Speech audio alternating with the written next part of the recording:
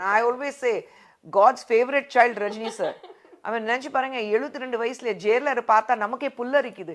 டேய் என்னடா இந்த மனுஷன் பண்றான் இப்படி அப்படிதான் நமக்கு தோணுது. So but I think God's favourite child. Some people are chosen பாருங்க. அவ்வளோதான். வணக்கம் நண்பா. நடிகை குஷ்பு அவங்க சூப்பர் ஸ்டார் ரஜினிகாந்த் அவளை பற்றி பேசிய இந்த ஒரு காணொலி பார்த்தீங்கன்னா இணையத்தில் பகிர்ந்தப்பட்டது. அதாவது என் கண்ணில் படும்போது உங்ககிட்ட ஷேர் பண்ணலாம் அப்படின்னா இந்த வீடியோ மேக் பண்ணியிருக்கேன்.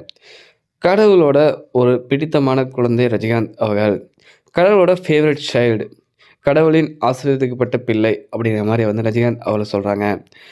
72 75 வயசுலேயும் பார்த்தீங்கன்னா வந்து இந்த மனுஷன் என்ன மாதிரி பண்ணுறாப்புல, இந்த மனுஷனுக்கு வயசு ஆகாது அப்படின்னு பிரமிச்சு பார்க்கக்கூடிய ஒரு சுச்சுவேஷன் நாம் இருக்கோம்.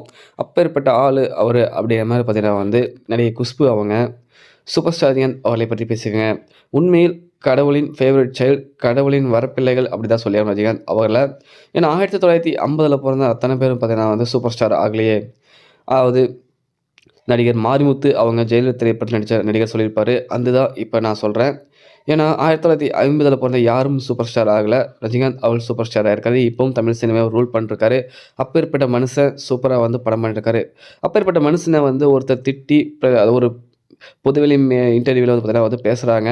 ஜெயிலர் 2 திரைப்படத்தை ஃபெயிலியர் ஆகுங்கிறாங்க. பட் இப்படிப்பட்ட தரம் தாழ்த்தி பேசுகிறாங்க. தலைமை தான் முடிவு பண்ணும் அப்படிங்கிறாங்க. ரஜினிகாந்த் அவரோட பெயரை வந்து இழிவுபடுத்துகிறாங்க.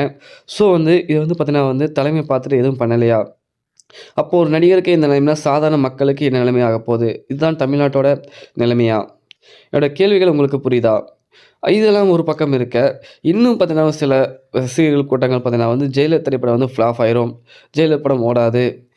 அதாவது ஒரு படங்கள் வருது அப்படின்னா வந்து அந்த படங்களை சார்ந்த விமர்சனங்கள் வைங்க, ஆனால் நாகரிகமான முறையில் வைங்க.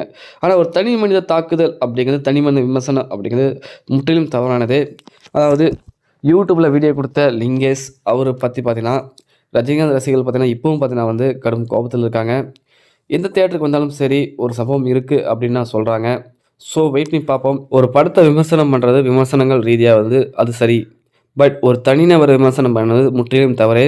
லிங்கேஷ் அவர்கள் செய்தது முற்றிலும் தவறே. இதற்கு தலைமை என்ன பண்ணுது? இப்போ தலைமை சொல்லி தான் இதெல்லாம் நடக்குது அப்படிங்கிறத வந்து லிங்கேஷ் அவளே வளரிட்டார். ஸோ விஜய் அவர்கள் தான் இதற்கெல்லாம் காரணமாக? சிஎம் சார் இப்போ முற்றிலும் ரஜினிகாந்த் அவர்கள் மீது பொறாமையில் இருக்கீங்களா சிஎம் சார்? அப்போ வாய்ஸ் ஆஃப் லிங்கேஷ் சொன்னது அப்போ அது உண்மையா? இதற்கு மறு அறிவிப்பு எதுவுமே தெரிவிக்கலையே, ஏன் சார் தனி மனித தாக்குதல் பண்ணுறீங்க?